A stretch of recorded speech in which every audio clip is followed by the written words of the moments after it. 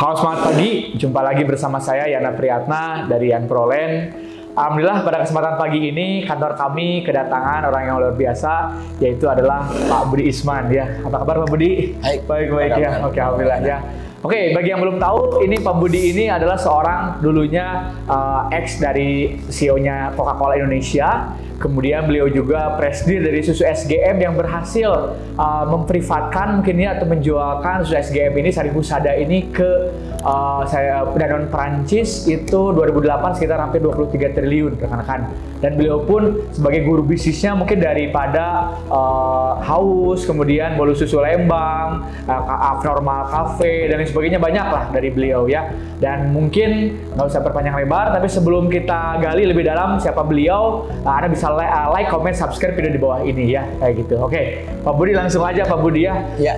Pak Budi, bagaimana dulu ceritanya ada orang Indonesia kok bisa langsung levelnya tinggi CEO perusahaan asing ya, dan CEO perusahaan nasional yang udah hampir 50 tahun susu SGM itu, Pak Budi, silakan mungkin. Ya mungkin sedikit koreksi aja ya. Jadi saya di Coca-Cola itu terakhir jadi direktur grupnya. Oh, direktur grupnya. Direktur grupnya dari Coca-Cola Amatil Indonesia. Saya menjadi CEO-nya PT SGM di Jogjanya dan juga kemudian di Danone tentunya ya.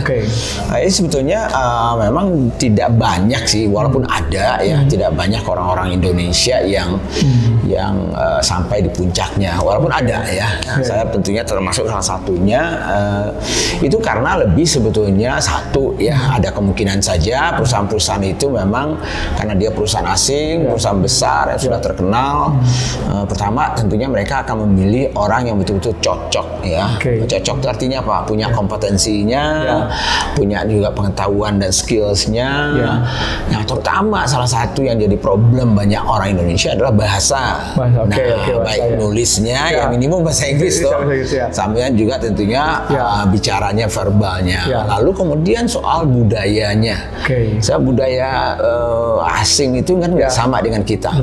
Jadi kalau kita nggak bisa untuk mencoba beradaptasi dengan mereka juga nggak bisa beradaptasi, maka akan sulit orang-orang kita itu untuk bisa maju ke depan. Nah kemudian yang terakhir bisa juga karena ada biasnya mereka terhadap orang-orang Indonesia. Karena kita sendiri mungkin yang jadi salah gitu ya. Karena kita melihat bule itu padahal dia mungkin tukang sapu di Australia, sampai di sini dia seperti bintang film. Kita mungkin padahal dia sudah hebat, tapi kita anggap dia orang rendah. Jadi kita sendiri merasa inferior mungkin karena terlalu lama dijajah oleh Belanda. Kayak introvert ya kita ya. Inlander jadinya ya, kayak gitu. Oke. Sama ini Pak Budi, kok bisa ya? Ini titik baliknya Pak Budi, kan yang saya tahu tuh Pak Budi sempat drop out beberapa kali ya di kuliahan gitu. Titik balik drop out hampir 3 kali lebih dan sebagainya. Tiba-tiba kita nggak menyangka jadi seorang direktur grupnya Coca-Cola dan kemudian jadi CEO-nya di Sari Husada itu kok titik baliknya itu bagaimana ya? Kok bisa dari manusia dari underdog tiba-tiba jadi bulldog gitu Pak Budi, itu gimana itu Pak Budi? Ya sebetulnya sih saya juga kalau jujurnya tentunya saya nggak tahu kenapanya tetapi tentunya ada triggernya ya. Pertama triggernya ya mungkin sudah terlalu banyak gagalnya ya. Jadi pelajaran saya adalah ya kalau kita memang mau sukses itu rasanya kok harusnya gagal ya. Jarang saya lihat ada orang yang sukses yang nggak pernah gagal.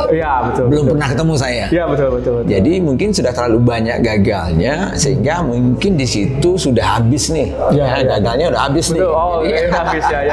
Jadi gagalnya habis. Jasa gagalnya udah habis. Gagalnya sudah habis. Nah kemudian tentunya ada trigger bahwa sebetulnya waktu itu ya kalau kita lihat saya nggak punya rencana. Jadi itu salah satu yang saya lihat ya. Saya tipe orang, jadi tidak semua orang seperti saya sih. Saya tipe orang yang sekarang ini selalu pengennya ada rencana. Dulu sebelum itu ya sebelum bisa sukses itu memang tidak ada rencana sama sekali. Apa aja yang ada ya udah saya hadapi kan gitu. Nah apa yang saya suka saya hadapi. Nah itu membuat saya gagal lebih banyak. Nah begitu saya berpikir bahwa kok saya ini nggak punya rencana ya dalam hidup saya. Nah begitu saya punya rencana dan rencana itu yang akan menjadi motivasi motivasi saya. Jadi artinya saya harus punya motivasi yang kuat. Nah, satu adalah yang motivasi yang kuat saya waktu itu adalah karena sudah kasihan lihat orang tua ya, nah, sakit jiwa dia melihat saya gitu ya. Saya pengen tentunya berbakti sama orang tua, itu satu. Yang kemudian ya beruntung saya bertemu calon istri waktu itu yang bisa memberikan motivasi sama saya, sehingga disitulah tahun-tahun 85 itu baru saya mulai titik balik. Saya punya rencana hidup. Saya baru setelah itu saya perbaiki. Saya kuliah kembali walaupun sudah drop out cukup banyak gitu ya. Nah, tapi setelah itu saya bisa selesai di Amerika gitu ya. Kemudian bekerja di Amerika gitu ya. Jadi titik baliknya itulah. Titik baliknya. Jadi udah habis data gagalnya ya.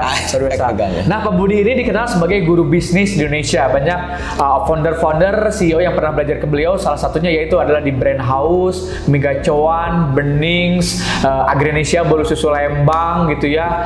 Kirimin aja dan lain sebagainya ya.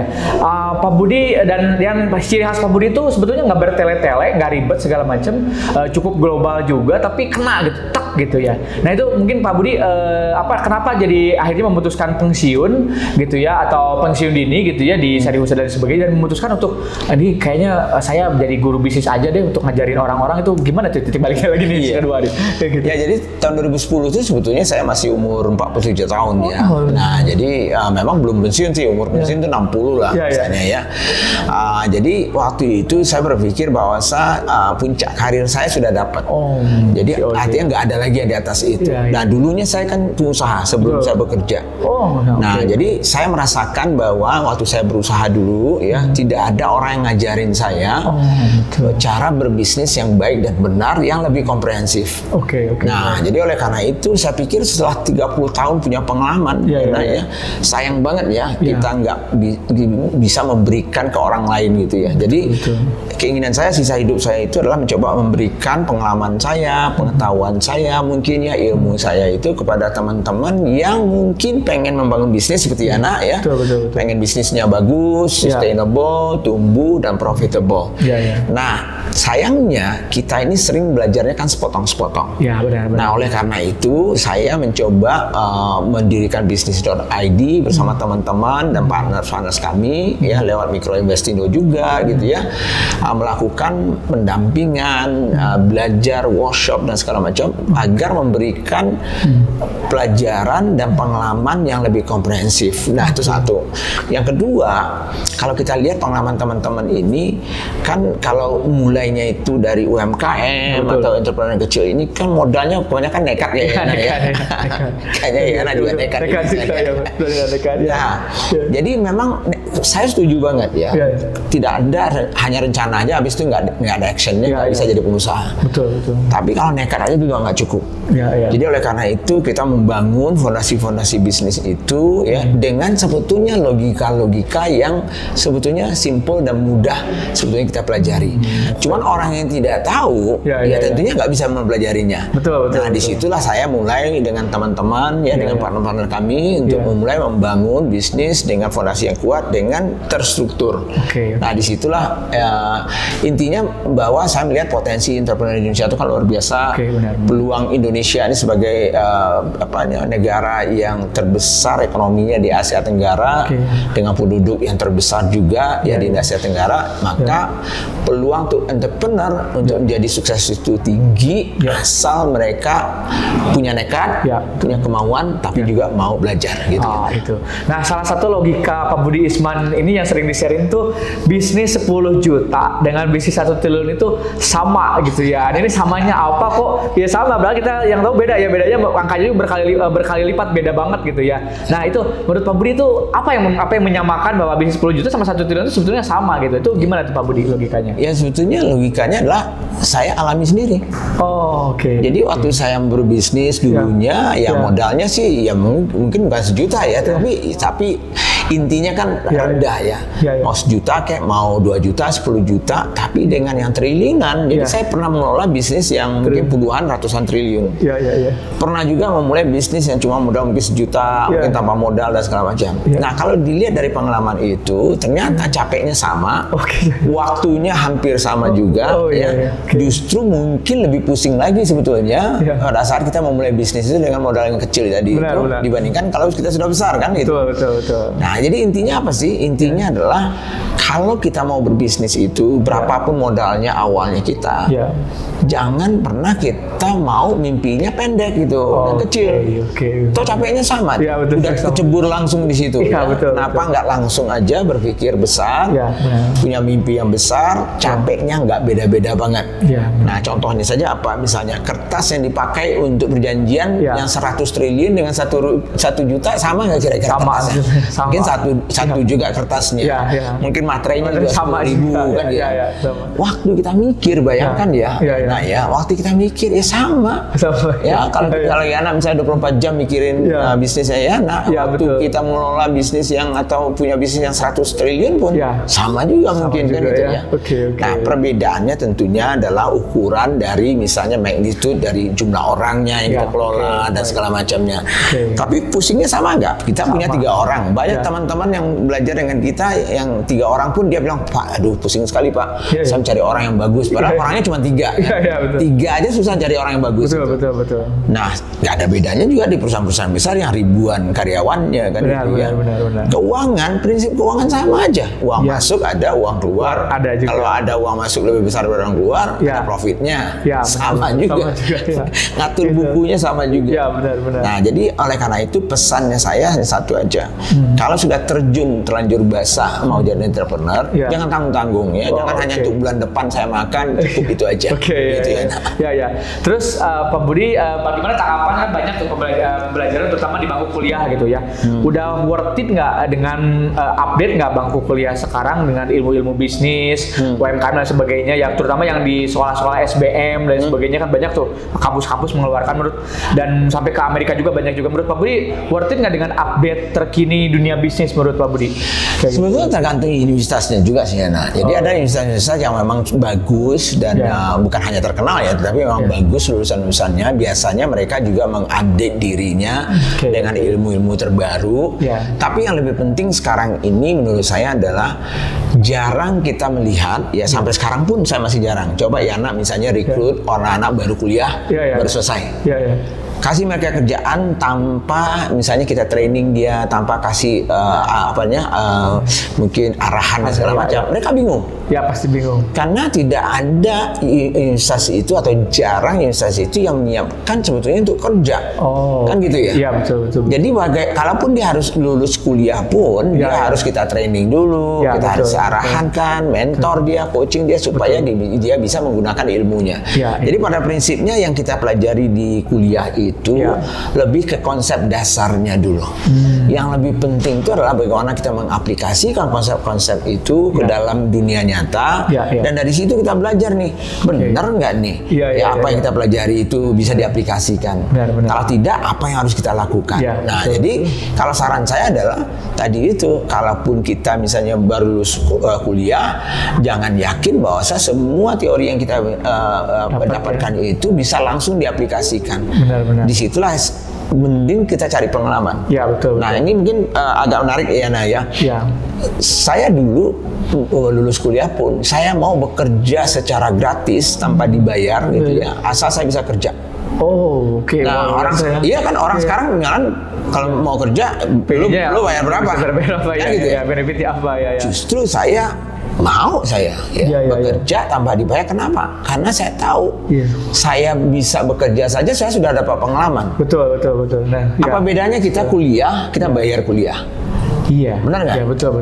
Kerja itu lebih bagus mungkin daripada lebih praktis toh. Nah, kenapa nggak harus langsung aja gitu ya? Kita kerja tapi kita yang bayar misalnya. Kita kerja kita yang bayar, benar.